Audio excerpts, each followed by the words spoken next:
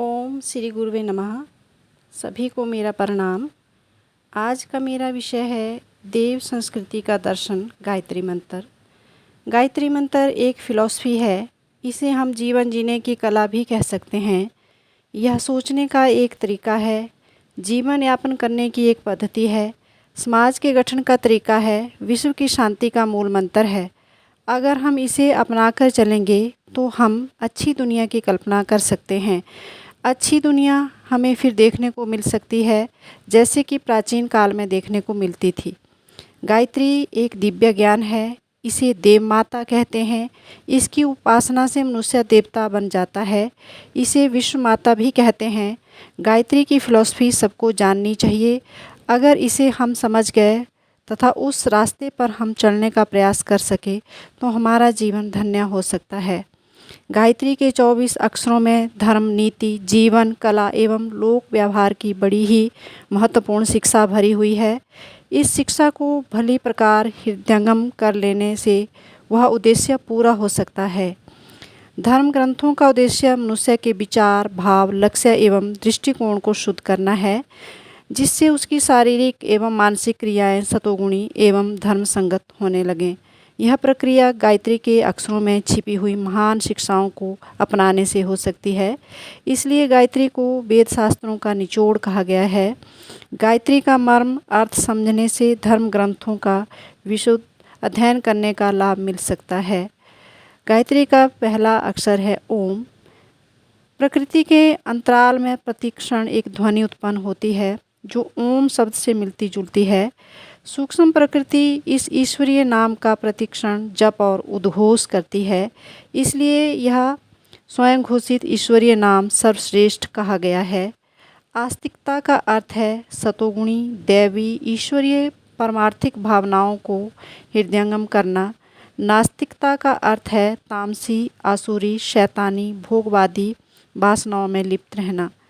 ओम में 3 अक्षर मिले हुए हैं, अ, उ, म। अ का अर्थ है आत्म प्रायण, शरीर के विषयों से मन हटाकर आत्मानंद में रमण करना। उ का अर्थ है उन्नति, अपने को शारीरिक, मानसिक, सामाजिक, आर्थिक, आत्मिक संपत्तियों से संपन्न करना। म का अर्थ है महानता, क्षुद्रता, संकीर्णता, स्वार्थपरता को छोड़कर प्रेम, दया, उदारता, सेवा, त्याग एवं आदर्श के आधार पर जीवन यापन की व्यवस्था बनाना। इन तीनों अक्षरों में जो शिक्षा है उसे अपनाकर व्यावहारिक रूप से ओम की ईश्वर की उपासना करनी चाहिए। भूह, हम शरीर नहीं प्राण है, आत्मा है। शरीर को प्रधानता देना और आत्मा की उपेक्षा करना यह भौतिकवाद है। आत्मा को प्रधानता देना और शरीर की उचित रक्षा करना यह अध्यात्मवाद है। गायत्री कहती है कि हम आत्मा हैं, इसलिए हमारा सर्वोपरि स्वार्थ आत्मपरायणता में है। हमें आत्मवादी बनना चाहिए और आत्म कल्याण, आत्मचिंतन एवं आत्म गौरव की सबसे अधिक चिंता करनी चाहिए। आत्म कल्याण के लिए, आत्म गौरव के लिए प्रयत्नशील रहें और समाज सेवा द्वारा विराट पुरुष विश्वमानव परमात्मा की पूजा करें। भूभाव हमें कर्मयोग का संदेश देता है, क्योंकि इसी आधार पर समस्त प्रकार के दुखों से छुटकारा पाया जा सकता है। हम बुद्धिमत्ता, दूरदर्शिता और विवेकपूर्वक निर्णय लें कि हमें सत्परिणाम के लिए, जीवन विकास के लिए क्या करना है।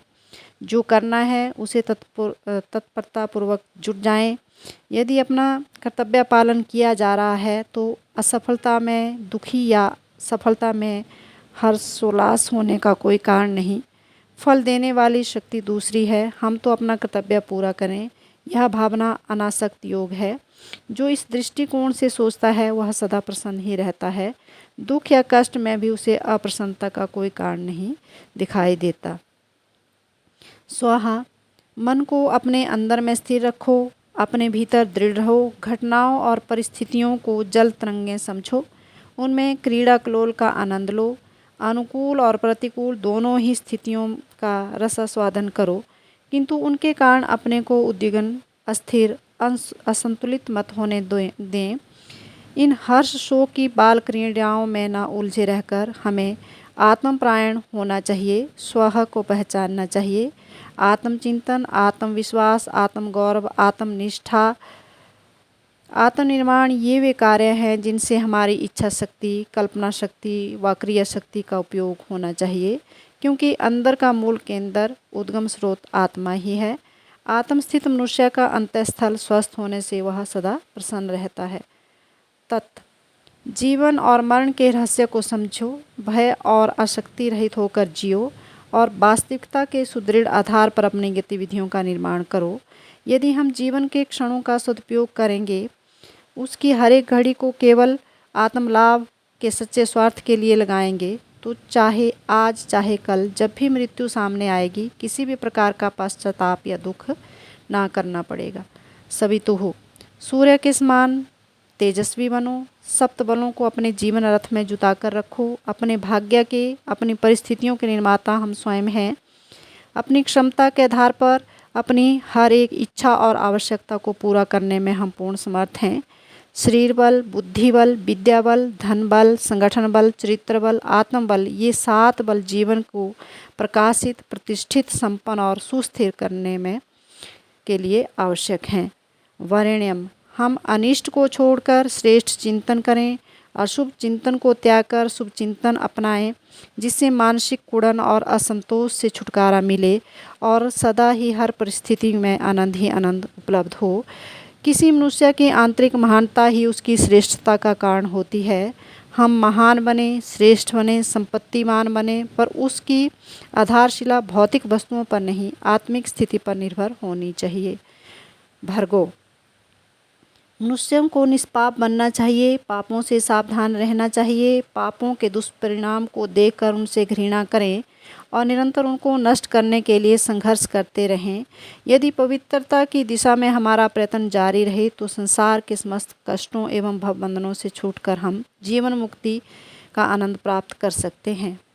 देवस्य, अशुद्ध दृष्टिकोण से बचकर शुद्ध विचारधारा को अपनाएं, असुरता की नीति छोड़कर देवत्व की गतिविधियों को स्वीकार करें, उन क्षणिक सुखों, आकर्षणों और प्रलोभनों से बचें जो भविष्य में दुख देने वाले हों, जिनके कारण आत्मा को पतन के गहरे गर्त में गिरना पड़ता है। गायत्री कहती है कि हम देव तत्व को विकसित करें, देवत्व को प्रोत्साहन दें, दैवी आत्म संकेतों का अनुसरण करें।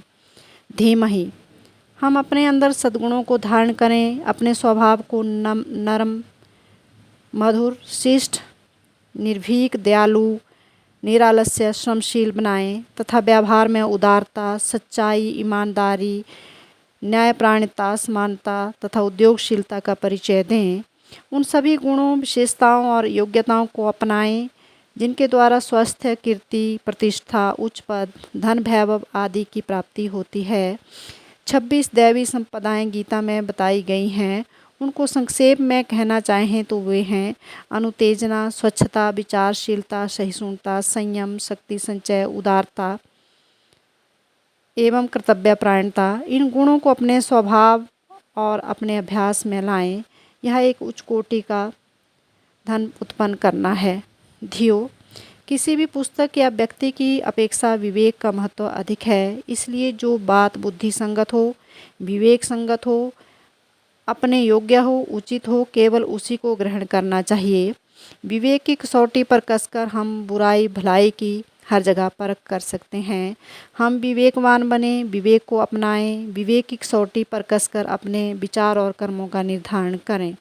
यो नाह, जो हमारी शक्तियाँ एवं साधन हैं वे कम हों अथवा अधिक हों, उनके न्यून से न्यून भाग को अपनी आवश्यकता के लिए प्रयोग में लाएं और शेष को निस्वार्थ भाव से आसक्त व्यक्तियों में बांट दें। जोड़ने और भोगने की मृग तृष्णा में ना भटकें, अपनी आवश्यकताएं कम से कम रखें।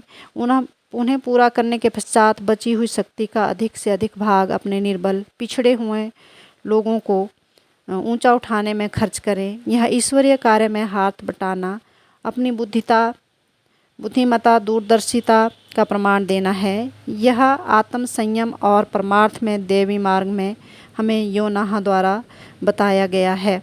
इस पर चलने वाला गायत्री उपासक जीवन लक्ष्य को प्राप्त करके ही रहता है। प्रचोदयात्, हे भगवान, आप हमें प्रेरणा दीजिए, हमारी बुद्धि को प्रेरित कीजिए। जब बुद्धि में प्रेरणा उत्पन्न हो गई तो सारे धन वैभव पैरों तले स्वयं ही लौटेंगे। यदि प्रेरणा नहीं तो कुबेर का खजाना पाकर भी आलसी लोग उसे गंवा देंगे। गायत्री के प्रचोदयात शब्द में एकमात्र सद्बुद्धि को प्रेरित करने की याचना परमात्मा से की गई है। आप किसी को हताश मत करिए, किसी को ऐसी बात मत कहिए जिससे वह आत्मविश्वास खो बैठे, निराशा के गर्त में गिर जाए, वरना आगे बढ़ने के हर एक को प्रोत्साहित किया कीजिए। ऐसा ज्ञान देना जिससे मनुष्य के विचार ऊंचे उठते हों, आत्मा को सन्मार्ग की ओर प्रोत्साहन मिलता हो, सबसे बड़ा दान है। अपने को प्राणवान बनाएं, दूसरों में भी प्राण संचार करें। ओम शांति।